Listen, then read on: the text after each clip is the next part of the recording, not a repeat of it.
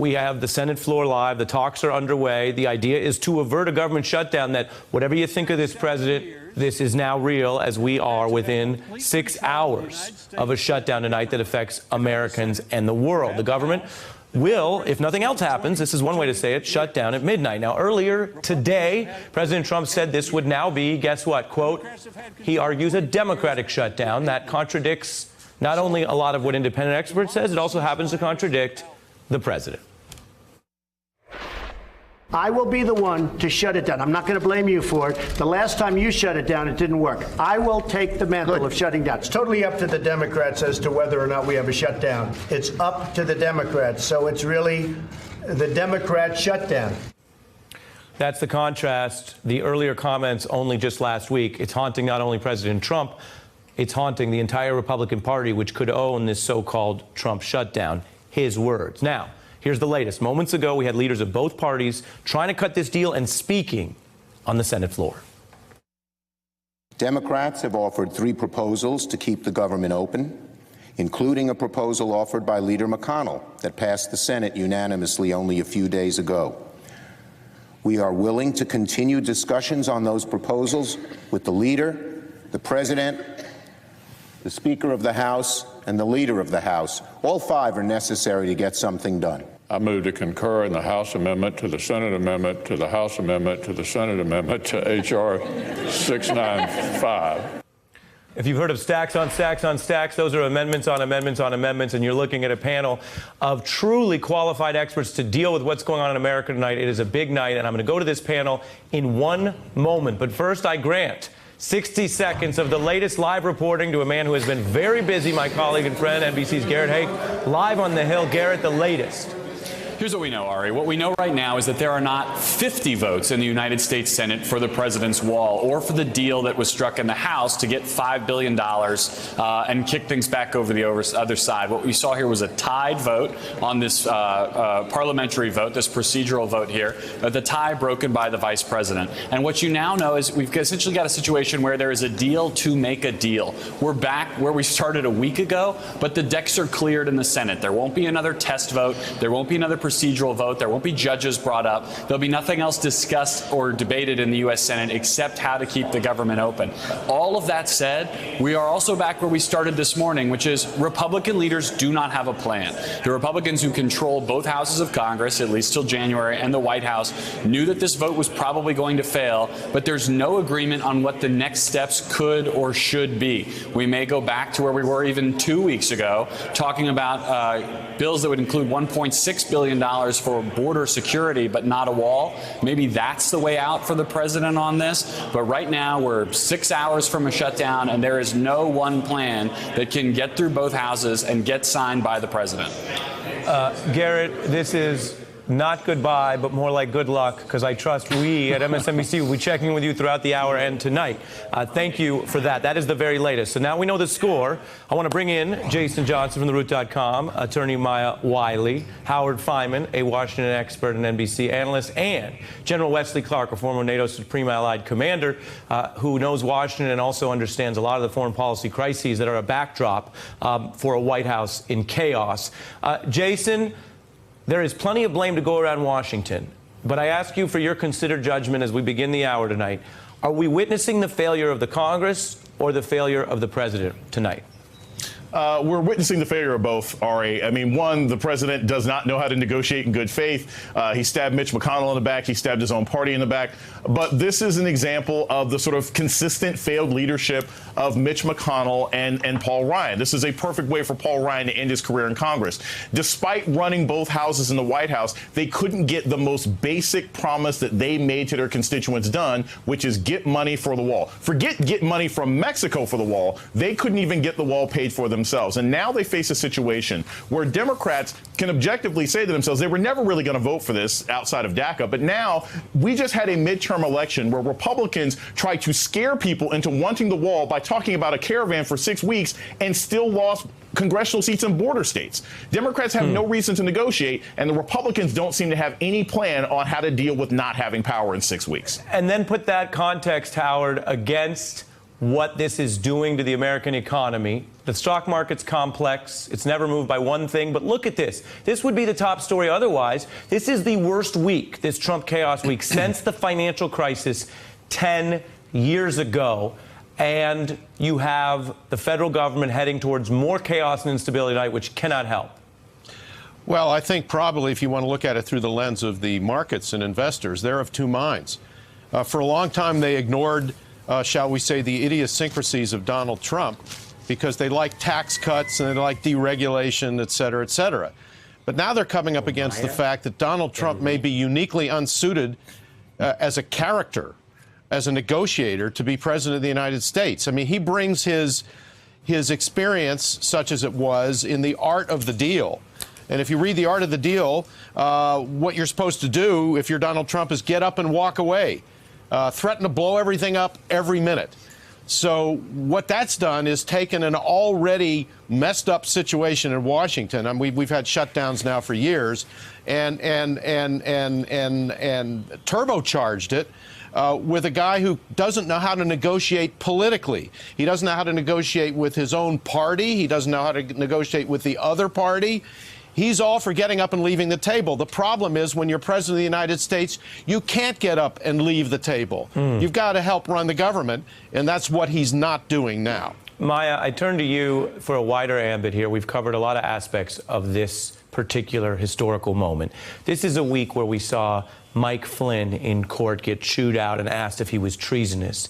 Roger Stone's testimony in the Congress handed over to Mueller, which obviously has the looks of being a target, if not about to be indicted. Tremendous pressure on Donald Trump as he shakes up the DOJ and tries to have a new attorney general who we learned just last night was privately advising him not how to run the DOJ, but how to run Mueller out of town legally. And that comes with all of this pressure. And so how much of this do you think is also Donald Trump dealing with a government that, for all of his attempts at control and what some critics have called authoritarian styles, potentially illegal control, is more out of his control than ever, and the Democrats haven't even taken charge, which they will next month? Well, it is interesting timing because there's so much chaos on so many fronts, as you've pointed out, Ari.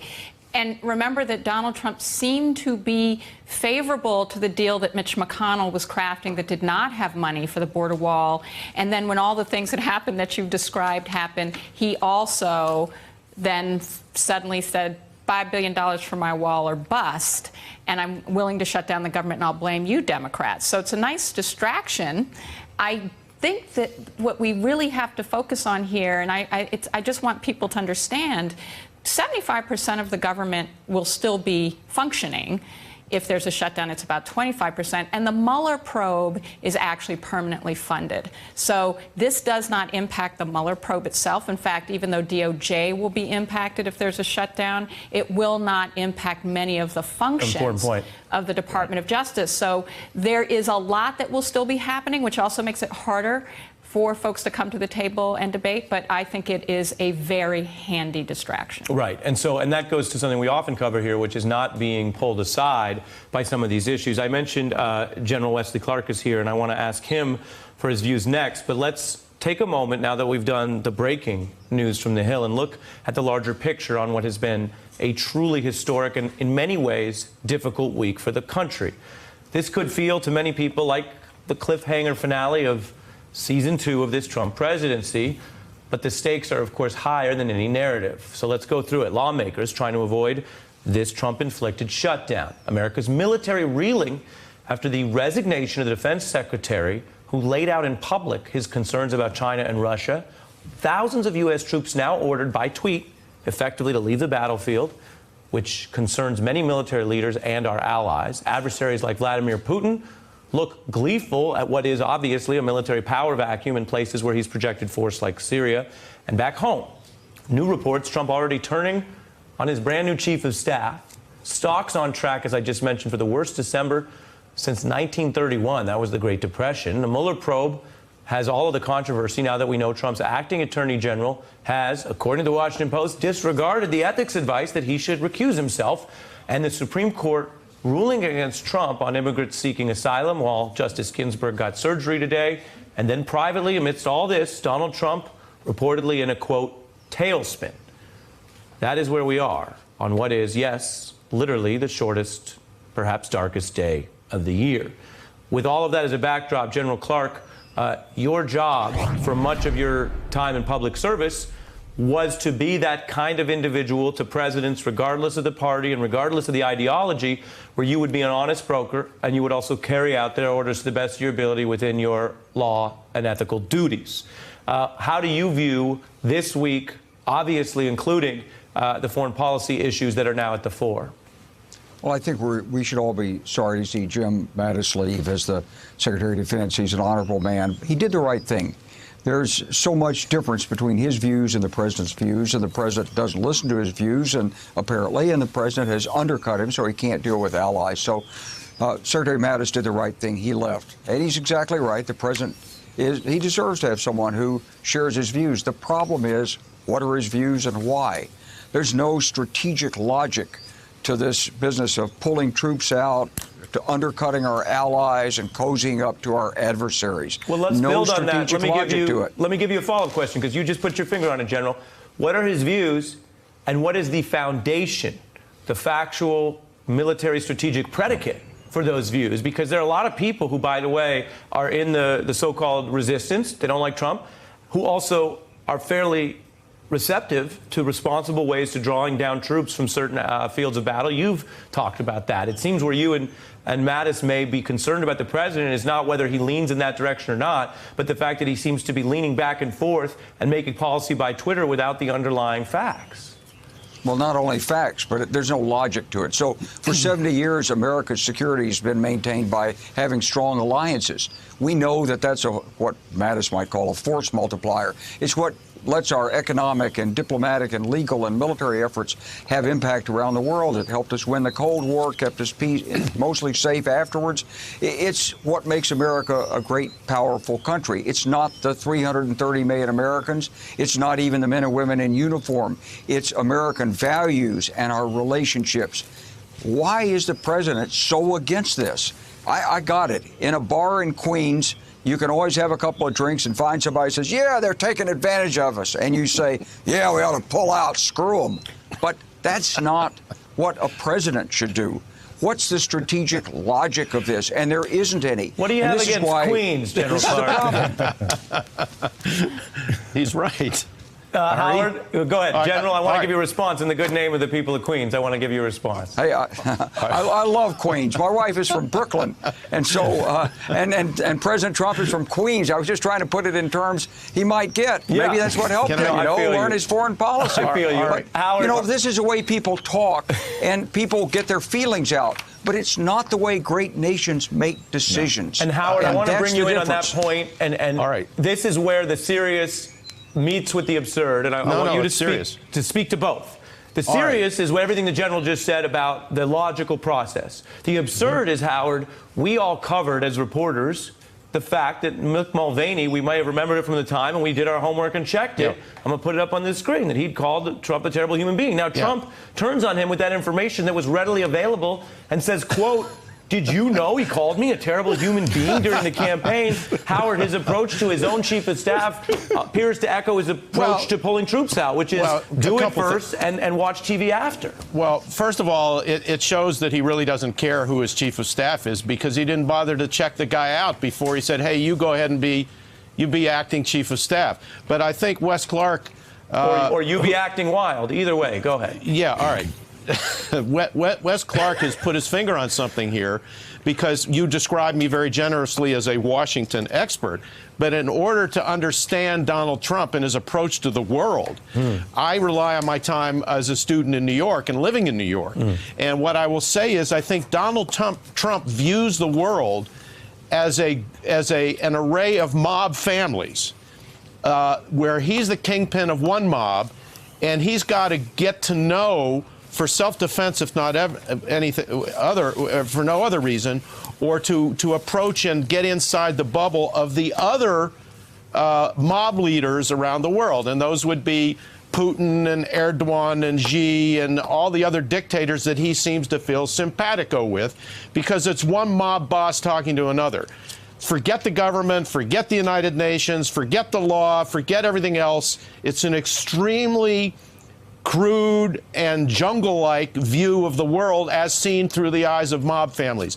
That's how Donald Trump operates, and that is his worldview. If there is a Trump doctrine, it comes from Queens and Brooklyn and from New York and from the mob families that controlled that city. Yeah, and I think it's an important point you contribute. I would only echo it by saying it comes from the movie depiction of how those things work and not always the reality. Well, I think he dealt with, look, if you're going to be in real estate in New York, if you're going to be business in New York, if the regular banks are going to shut you out and not have anything to do with you, you got to get your money from somewhere. Yeah. And that can be Russia, that can be somewhere in Istanbul, that can be from somewhere in Queens. Right. I feel you on that. Jason, then you have the other side of this story, which is Trump could do what he wants, but we are witnessing the beginning of a Pelosi Washington. And it is running different than the way it was under Paul Ryan. Here's Nancy Pelosi standing up to Donald Trump, setting the predicate for what we see tonight, which is obviously a bigger problem politically as well as for the country, but a problem for Trump and the Republicans. Take a look.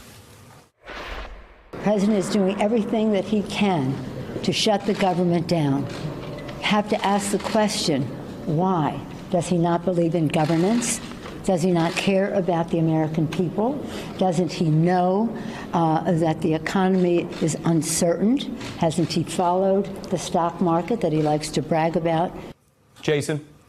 I mean, that was a surgical takedown, right? I mean, Nancy Pelosi has been waiting to do this from a position of power for years. But here's the other thing that's really problematic about Trump, the supposed brilliant negotiator, even though no one in their right mind really believed that. I mean, he's like a bad supervillain who tells Bond what the plan is beforehand. When you do a press conference last week with Chuck and Nancy and you say, I'm going to tear everything down, I want a government shutdown, everybody knows what your plan is. Everybody knows where the secret files are. So his negotiating is so poor, whether it's public and whether it's international. I'll also say this, you know, as much as he may consider himself to be a mobster or a gangster, he's basically a halfway crook because he doesn't know what he's doing.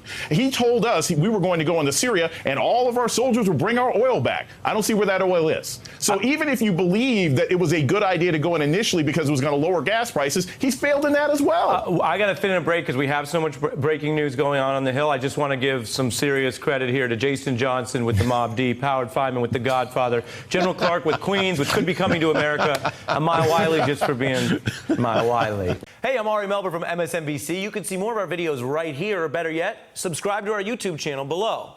You could have been anywhere in the world, but you're here with us, and we appreciate that.